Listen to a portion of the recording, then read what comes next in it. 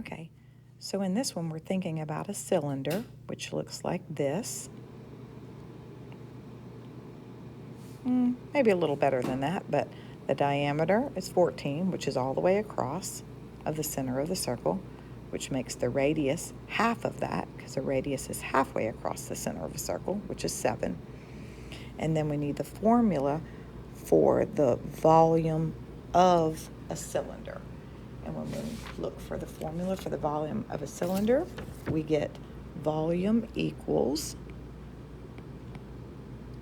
pi r squared h. So they told us the volume is 769, and then they told us the value of pi is 3.14. We figured out the radius was 7, and we don't know what the height is. But we do know that these three things multiplied together will give us 769. So we know that the opposite of multiplication is division. So when we have the answer, we have to divide it by